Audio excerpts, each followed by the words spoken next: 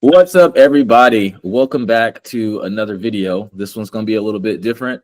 We're covering what I like to call a utility meme coin. You know, most meme coins are just meme coins, but we're going to be covering a project called VAL, which is short for store value, and they're doing things a bit different. You know, I already talked to the founder, Crypto Anon, who I'm going to introduce you guys here.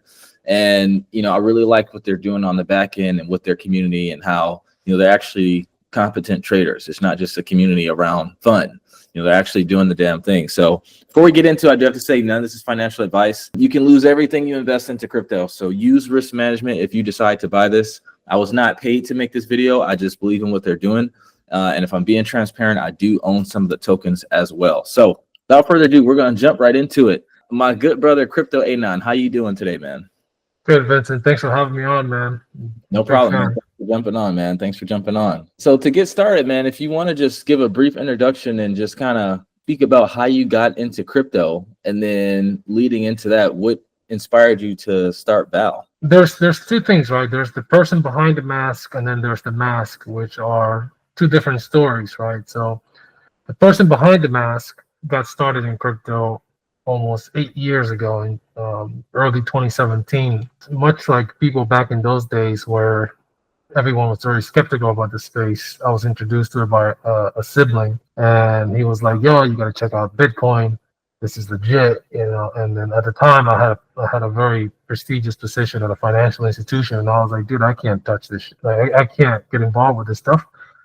And he was like, yeah, man, but it's good, man. And at the time it was like $300. I think it was trading somewhere around $300. He was like, man, I got some here. I think you should buy some.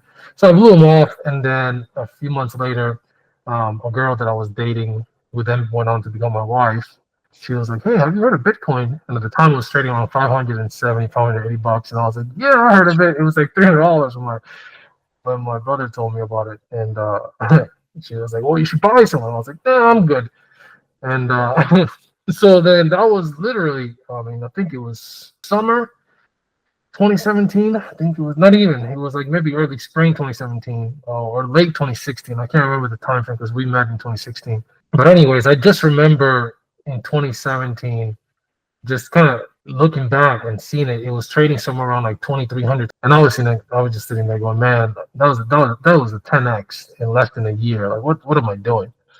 So I got involved in the space, and just for like everything else, just to make quick money. And it was at the right time because at the time Tron was just launching. They had just done the ICO. Tron was, the ICO was for like 1/10 of a penny.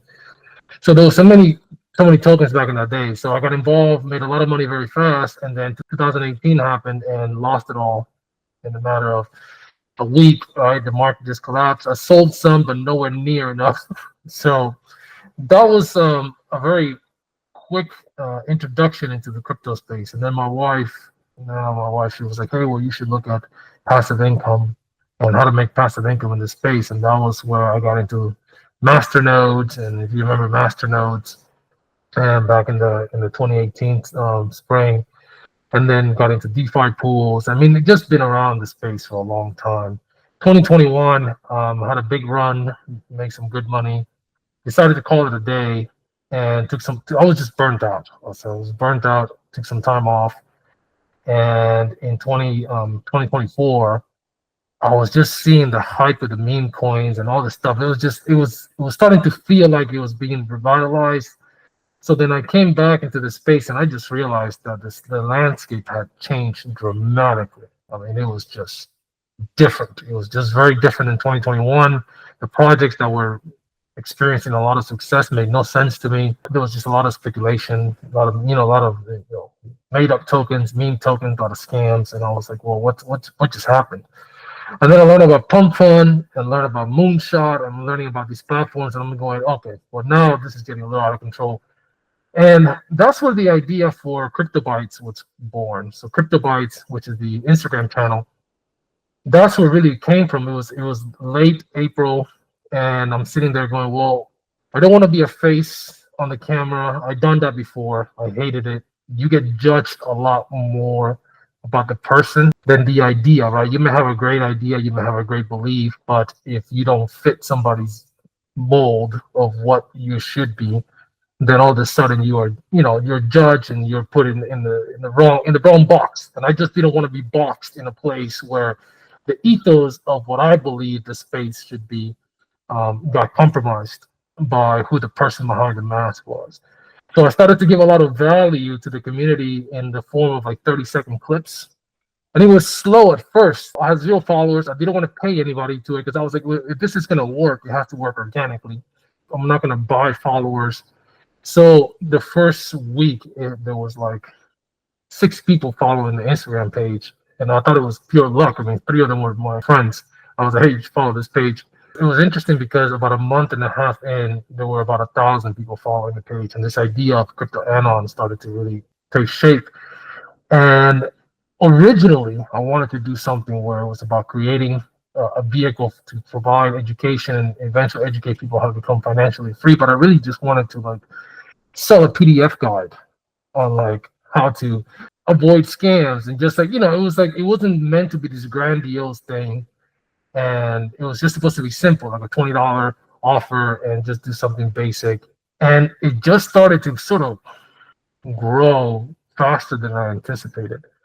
And about 2 months in, I have 5,000 followers, and the people were just really, praising the content, saying that I was getting a lot of value. I'm like, great, I have all this knowledge of all these years, I finally get it put to use.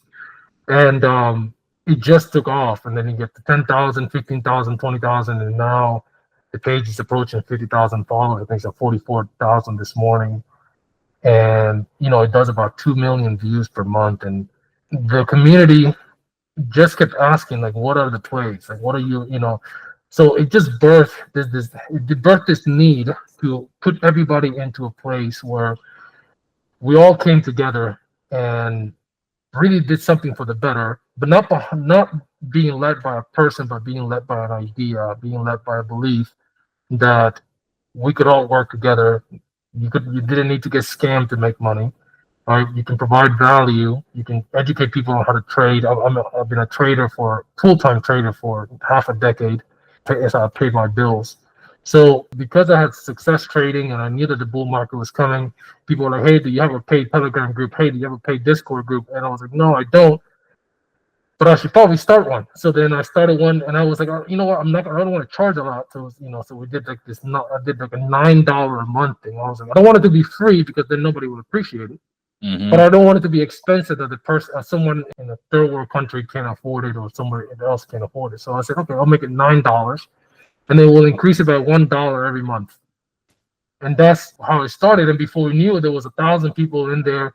People that were very talented traders started to show up, and all of a sudden we were just experiencing a lot of success. And everyone always kept asking the DMs, hey, what's the meme play? And I was like, I don't touch meme tokens. Until I did. And then I got involved with these guys who launched a rug pool, and it passed my original sniff test. I should have done a better job, but that was my lesson in understanding that if you wanted to really build a successful meme coin project, you really either have to build it yourself, or you have to shake the hand of the person that made it in the real world, because otherwise, hiding behind the screen, anyone could rug pull you at any time. So then I said, well, I'm going to create a project because I know that I'm in control, but also it needs to be done the proper way.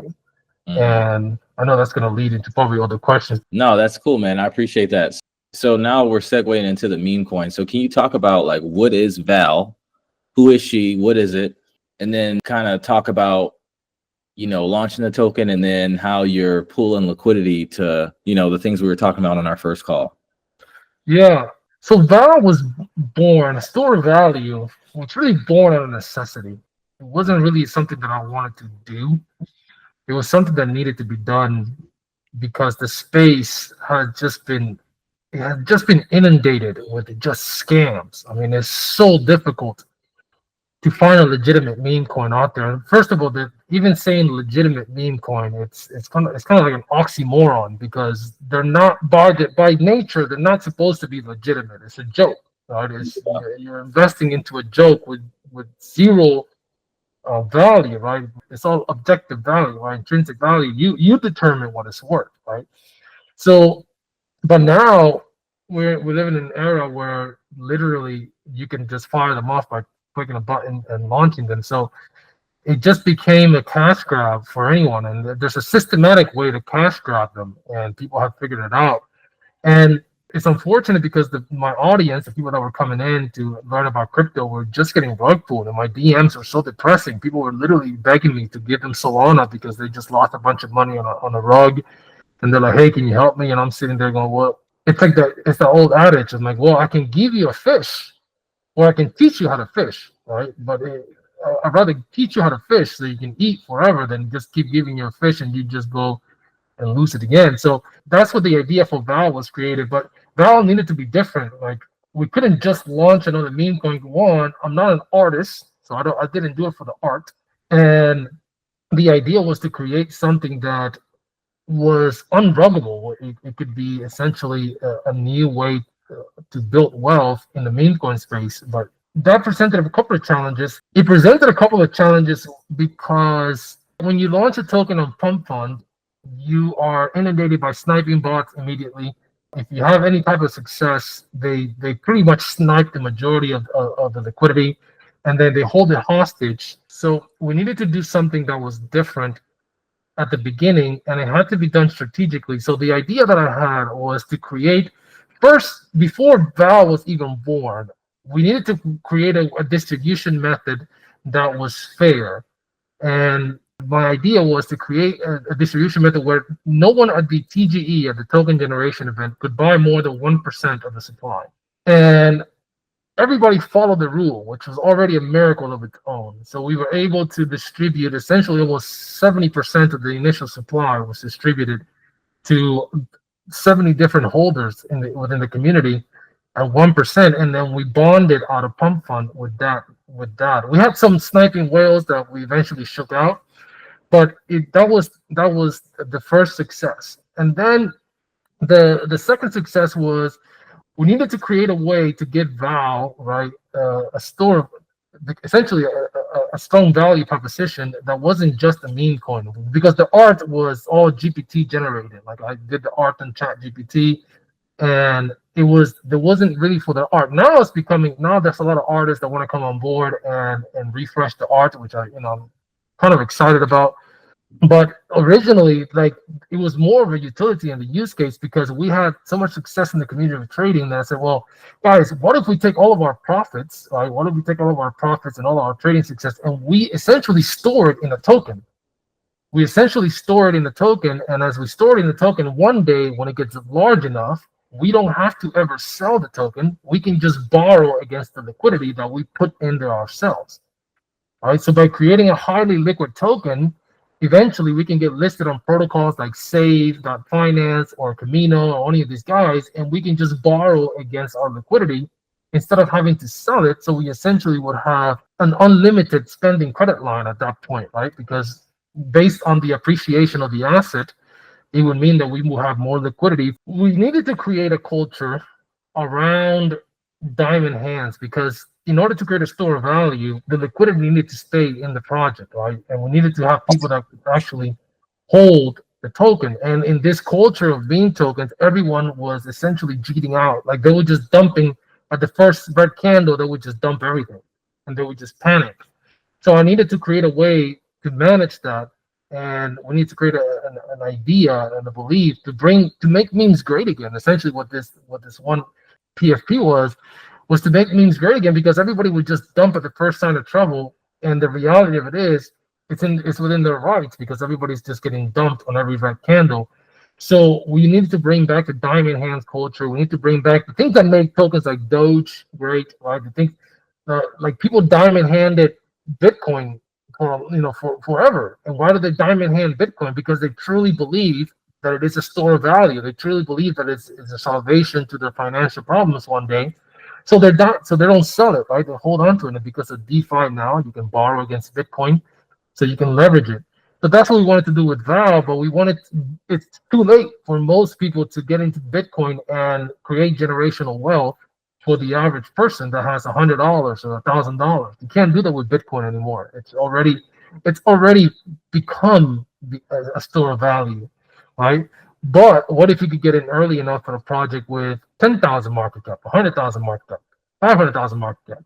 right? Then the opportunity for somebody to spend $100 and create generational wealth was there, and it was visible. You know, I remember we were talking on our first call. You were saying that you guys went with a girl because you noticed that there wasn't any, there wasn't any female meme coins that really popped off. Did you want to speak on that a bit? When you go and you look at CoinMarketCap and you look at any of these guys, right? If you look at the $1 billion club, right? Look at the $1 billion club. Why isn't there a female meme coin in the $1 billion club? Right? There's never been one. There hasn't been one.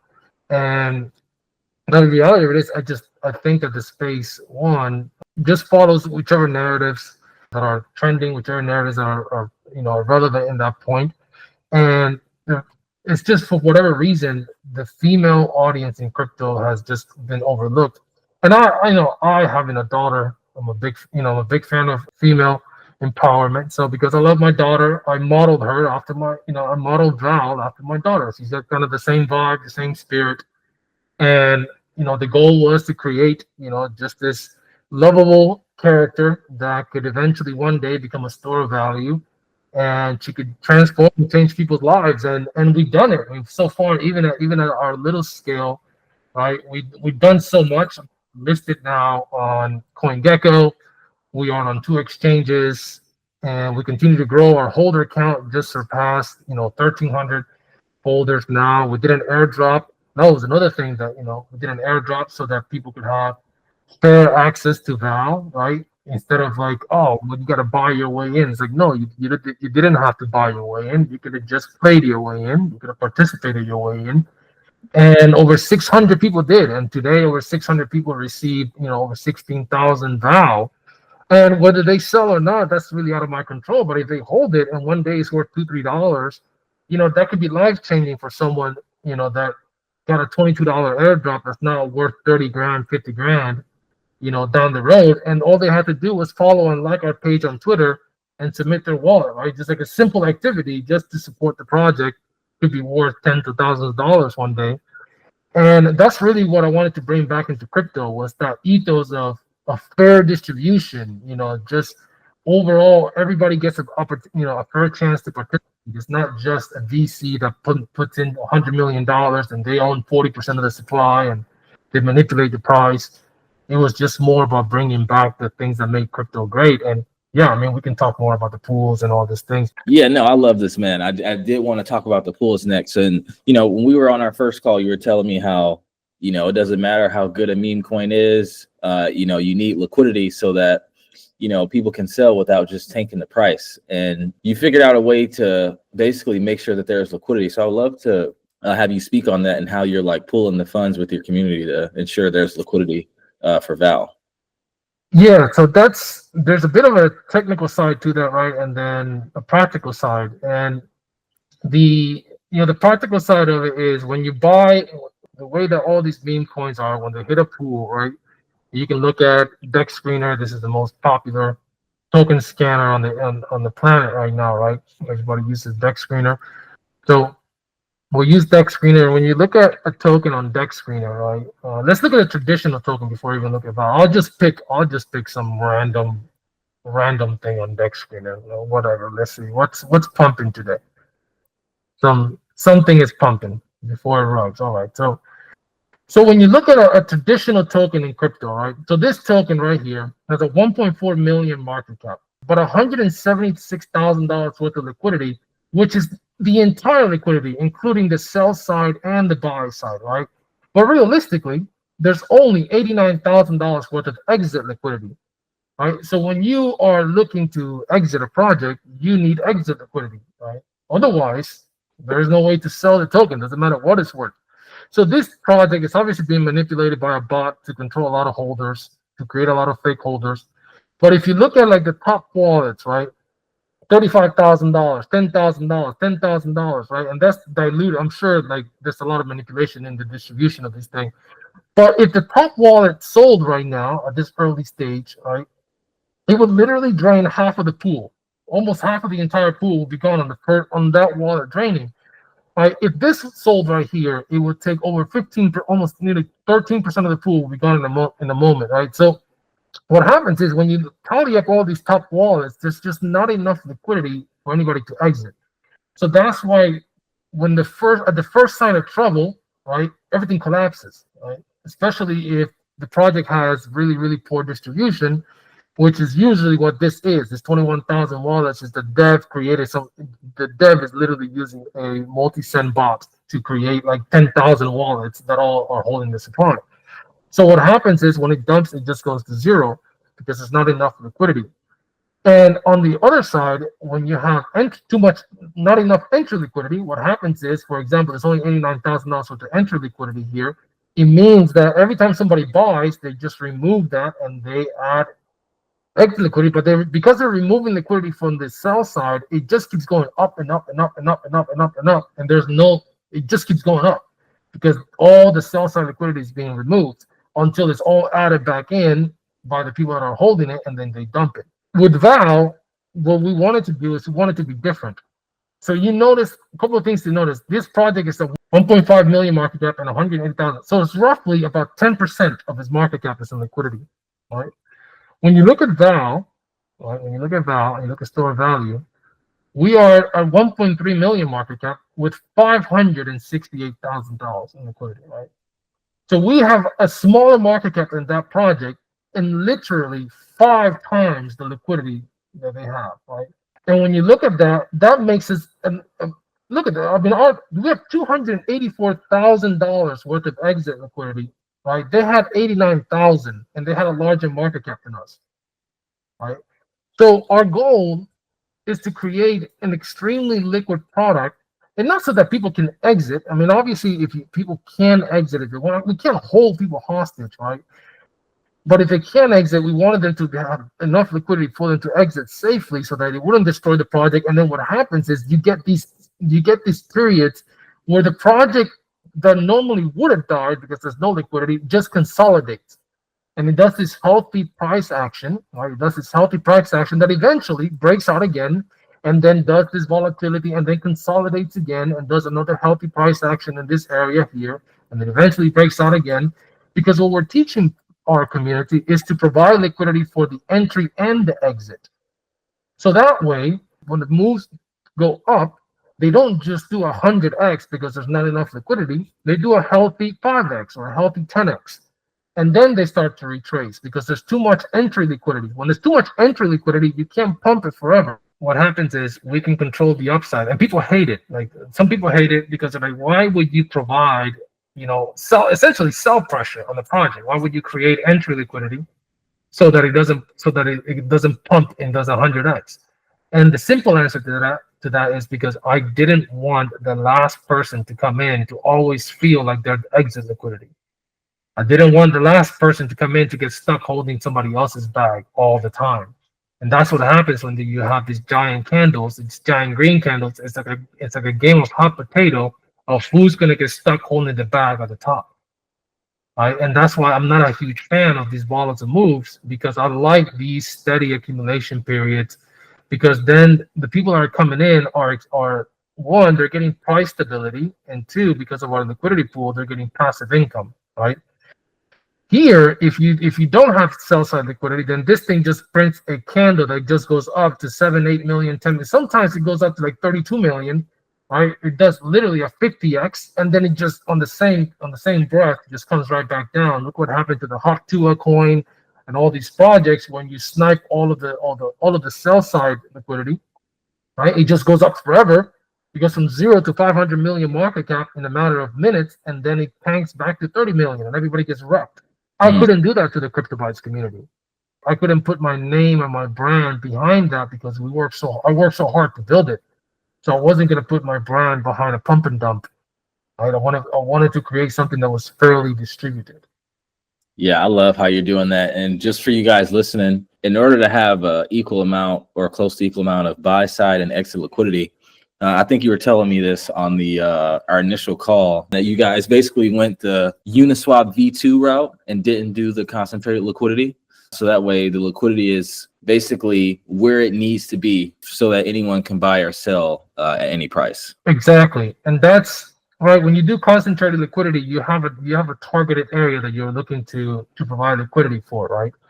And then when the price exit that area, you're going to be either 100% on one side, right, and 0% on the other. And that can go up or down, right? But when you do a standard pool, right, just like a standard liquidity pool, the pool rebalances forever, right? It just keeps rebalancing. And yes, the APR and the fees are not as attractive because the liquidity is being provided to every single person in the pool, right? Versus when you do concentrated, it's being provided to just that specific group in that price range, right?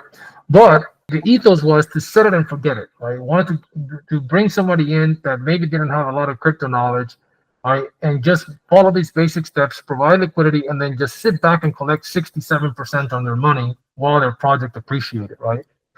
And then we took it a step further, right? And I began to add USDC, right, and Solana from our trading pools, because our community is made up of so many successful traders, and I have so many affiliate connections to the page, especially with the moonshot.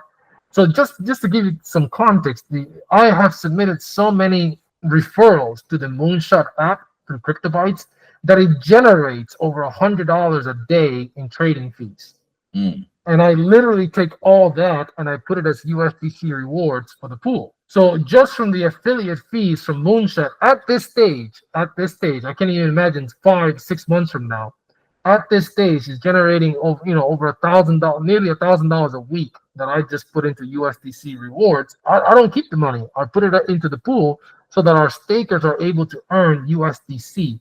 And then we took it a step further and we created a pool in the Discord where our traders can take a percentage of their profits and submitted it.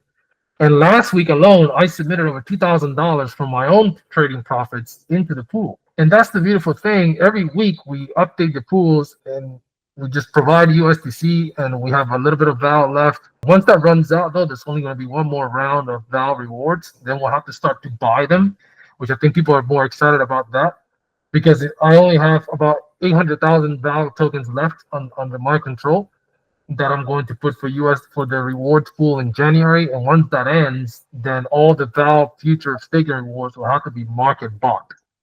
So we'll have to market buy them and supply them at the market value. So right now, over $418,000 have been added to the pool.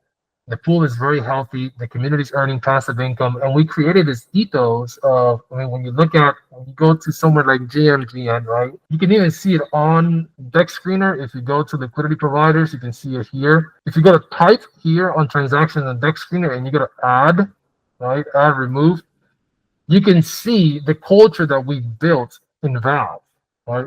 Where people are adding.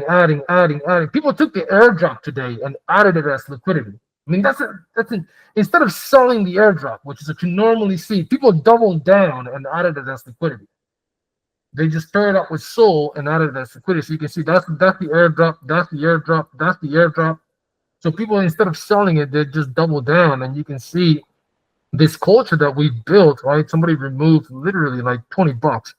And this culture that we move of adding, we built of adding liquidity into the project.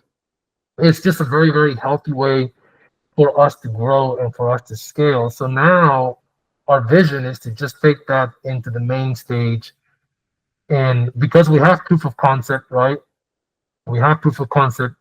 The idea now is to, take it to the masses and educate them on, get this from 1,300 holders to 13,000 holders to eventually 130,000 holders, and just keep doing that and just educating people on providing liquidity. You don't see meme coins doing that, man. So now, did you want to, before we wrap up, talk about some things you guys maybe have on your roadmap or some things that we can look out for in the future for VAL? Yep. So the first thing we're going to do is we're going to launch, and that's a good question, because we're going to launch a dashboard analytics. So an analytics dashboard, so you can see how many tokens are being burned. So you can see you can track essentially our treasury, because we're going to build a treasury. We're going to transition into a DAO over the next couple of weeks. And the goal is, I don't know, for the weeks or maybe months, we'll see how the timelines play out. But eventually we will become a DAO. I will become irrelevant. That's the goal. The goal for me has always to be irrelevant, is to start it but not finish it. Right? I just want to start it and have the world finish it at scale. So for us, I only kept 2% of the supply. So I'm not even the biggest holder of VAL. and I'm the creator. And to further that, I went ahead and even locked my liquidity. I don't know if you guys saw that. I don't know if you saw that, but Jupiter has a mechanism where you can lock your tokens. You can lock your wallet and make it inaccessible. So to just show more faith about who I am and what I wanted to do, I went ahead and locked the dev wallet for a period of 12 months. I went ahead and locked my 11 million tokens. They're locked for a period of 12 months until December 2025. So I literally can't sell. It's not even like can he dump on us? It's like, no, I literally can't sell. I went and locked it into a smart contract on Jupiter. So now it vests for a period of a year. So while I'm building VAL, I do get an allocation of 1 million tokens per month. So every month I can claim 1 million tokens. But my entire supply is essentially held hostage until December 2025. And I wanted to do that because I just didn't want any distractions. I didn't want anyone to just be like, hey, well, when are you going to rug? When are you going to sell? And I was like, no, that's not the plan. The plan is to build a world around VAL. So the first thing is the analytics dashboard. The second thing was to refresh the art. So we have an artist. We have an official artist now that came on board that is refreshing the entire NFT collection and the art. So about that. So let's talk about that. So the next thing that I wanted to do is I wanted to launch, because we have such great fans and great believers of the project, I wanted to launch an NFT collection called VAL's Empire. So that's being worked on right now. The artist has already been brought on board. She's working on the artwork. So that will be the first phase. So you're going to see a collection of NFTs called VAL's Empires, 10,000 unique versions of VAL. And that is going to be launched at the same time that the Diamond Hands platform is launched. And the Diamond Hands platform is something that I don't know how much I'm ready to reveal because of the intellectual property and because it's still not live. And I do want, because it doesn't exist, because it doesn't exist in the space, period, not even in really in the meme space, just period. I want to have that opportunity to be first to market. It is essentially a Solana sweepstakes platform built around NFTs, creating a secondary market for NFTs and creating a diamond hand game. And it's essentially a gamified experience for you to hold an NFT, to see how long you can hold an NFT before your diamond hands break, right? And the idea behind it is that the NFTs are gaining value literally by the day. So because the NFTs are gaining value by the day, the game is around who can hold the longest before they breaks. So I don't want to say too much around that because it's a pretty unique idea that doesn't exist. At least I haven't seen it in the space yet. So we do want to be first to market before all the excited copycats come and try to do their own version of it. But the Diamond Hands platform will eventually culminate with the lending protocol, which I reached out to a protocol on Solana, and they said they will be more than happy to have us as long as we have enough liquidity and enough users and we're stable enough in price. They will allow us to white label their lending protocol so we don't have to build it from scratch. So that being said, and this is a pretty up and coming project, you'll see them soon enough because they're doing some pretty innovative stuff. But the idea is to integrate them into the Diamond Hands platform so that at scale, users can either borrow against the value of their NFTs, right? So they can borrow against the value of their VAL NFTs, or they can just straight up borrow against the value of their tokens. So there's literally going to be two chances for the average person to build wealth. One, it was at the TGE event, right, at the token generation event, and then at the airdrop, and then obviously getting early enough in the project. And the second time is going to be when the NFT collection launches, because the NFT collection is going to be backed by Solana, it's going to be backed by actual SOL in the liquidity pool that you can borrow against. So your NFTs can also be used as borrowing collateral for money. So there's going to be two chances for you to not fumble generational wealth. Literally, it's going to be two chances. So that's what I'm excited about, because right now, we're at 1.3 million market cap, and it's just, for me, Vincent, the goal is to build this the same way that I built the Instagram page, the same way that you built anything, is to do it organically, is to do it word of mouth without having to buy attention. I don't pay key opinion leaders. I don't want to, and you said it right, and I love that you said it at the very beginning. You're not being paid to do this, right? You just saw the vision, and that's our vision with anybody. Because if I have to pay you to like our project, I already failed. Yep. I failed. Like, who paid you to like Bitcoin?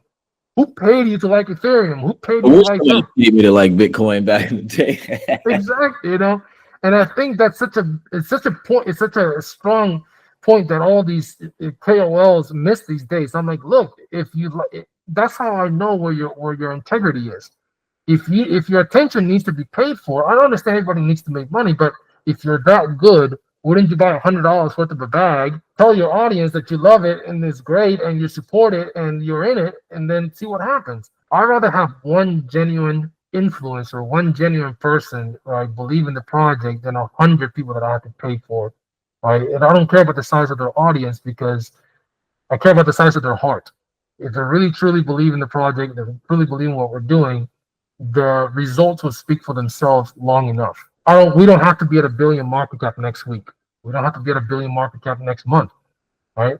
The reality of it is, if we're at $1 billion market cap 2 years from now, we won, because most people that are in here right now, I mean, where are they going to make $2-3 million in the next 2 years? That's really where my heart lies. We're just going to take advantage of the market conditions, obviously, and go as fast and as hard as we can. I love it, man. This was a great interview. Before we wrap up here, did you want to just tell people how they can find you? All of his socials will be in the descriptions, guys. I know you're Crypto Bytes on Instagram. Anywhere else people should go to find you guys, or Val? Yeah, you go to valmeme.com.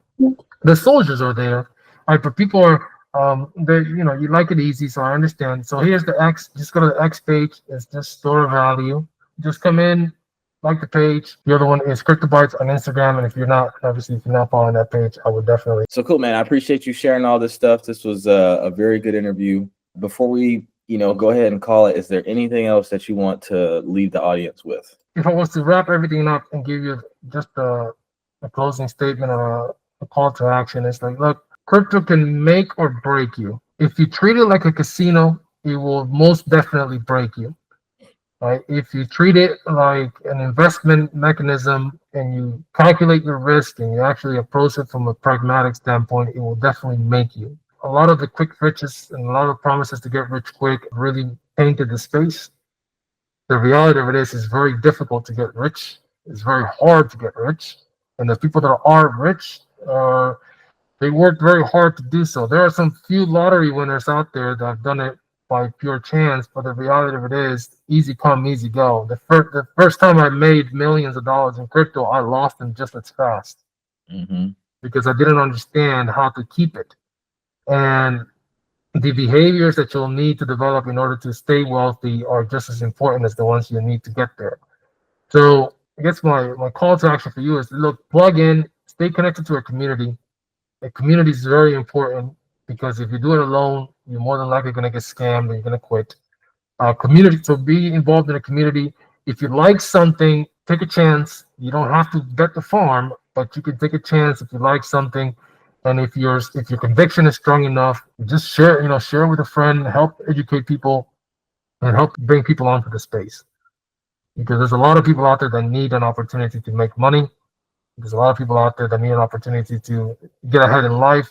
And this space can provide it, but you definitely need a community to be a part of that. Otherwise, it's tough. Hey, you guys heard it straight from the horse's mouth. Well, hey, man, I'm looking forward to seeing how the project continues to pan out. You guys have a solid community. So yeah, just let me know how I can help. And if you guys have any other updates, happy to have you back on the channel. But with that, again, thanks for coming on, man, and good luck with everything. Thank you, Vincent. Appreciate it.